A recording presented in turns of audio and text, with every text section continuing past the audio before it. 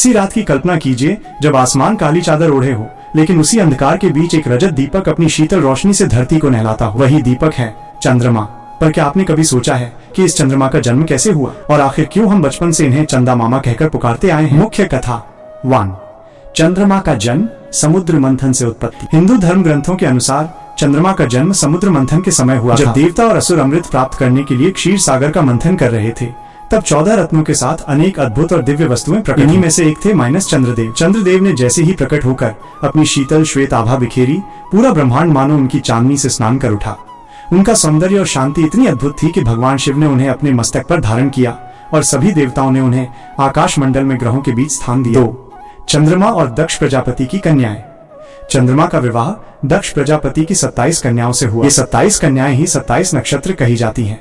चंद्रदेव अपनी हर पत्नी के साथ एक दिन बिताते हैं और इसी कारण वे आकाश में राशि चक्र का भ्रमण करते प्रतीत होते हैं। परंतु इन सभी पत्नियों में से उन्हें सबसे अधिक प्रिय थी रोहिणी। चंद्रमा का रोहिणी के प्रति अत्यधिक प्रेम और बाकी पत्नियों की उपेक्षा देखकर अन्य पत्नियां नाराज हो गईं। उन्होंने अपने पिता दक्ष प्रजापति से शिकायत कर दी। दक्ष ने क्रोधित होकर चंद्रमा को क्षीण होने का शाप दिया।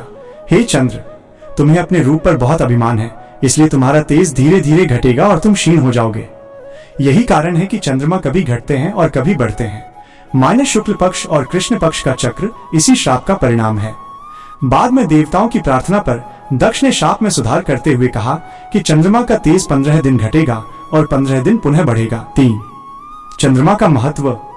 मन का स्वामी। ज्योतिष शास्त्र में चंद्रमा को मन, भावनाओं और कल्पना का स्वामी माना गया। शीतलता का प्रतीक। उनकी किरणें शीतलता और शांति प्रदान करती हैं। पूर्णिमा की चांदनी में औषधीय गुण माने जाते हैं। आयुर्वेदिक लाभ। आयुर्वेद में चंद्रमा की चांदनी को स्वास्थ्य, शांति और मानसिक संतुलन के लिए लाभकारी बताया गया है। सोम। चंद्रमा को सोम भी कहा जाता है और सोम रस देवताओं का प्रिय पेय माना गया, जो अमरता और ऊर्जा प्रदान करता है। 4। हम चंद्रमा को चंदा मामा क्यों कहते हैं? अब सबसे रोचक सवाल आखिर हम चंद्रमा को चंदा मामा क्यों कहते हैं? इसकी कई सांस्कृतिक और पौराणिक मान्यताएं हैं। 1। पौराणिक संबंध। समुद्र मंथन के दौरान ही देवी लक्ष्मी भी प्रकट हुई थी।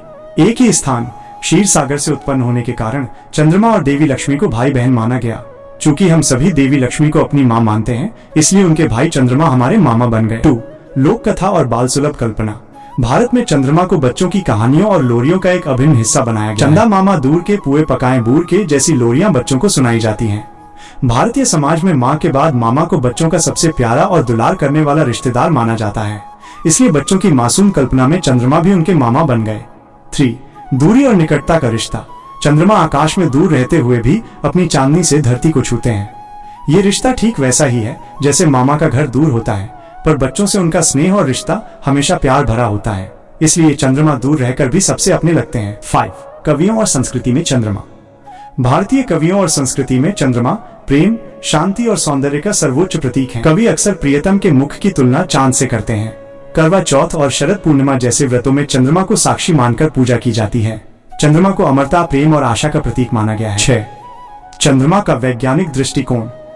वैज्ञानिक दृष्टि से देखें तो चंद्रमा पृथ्वी का एकमात्र प्राकृतिक उपग्रह है, जो लगभग 4.5 अरब साल पहले बना। सबसे प्रचलित सिद्धांत के अनुसार जब थिया नाम का एक विशाल खगोलीय पिंड पृथ्वी से टकराया तो उसके अवशेषों से चंद्रमा का निर्माण हुआ। लेकिन विज्ञान की ये सच्चाई भी हमारे धार्मिक और सांस्कृतिक महत्व को कम नहीं कर पाती, क्योंकि विज्ञान तथ्य बताता है, पर भावनाएं और संस्कृति चंद्रमा को रिश्तों, कहानियों और विश्वास से जोड़ती है। जब भी आप रात के अंधेरे में आकाश की ओर देखें तो याद रखिए, वो सिर्फ एक खगोलीय पिंड नहीं बल्कि आपके चंदा मामा हैं।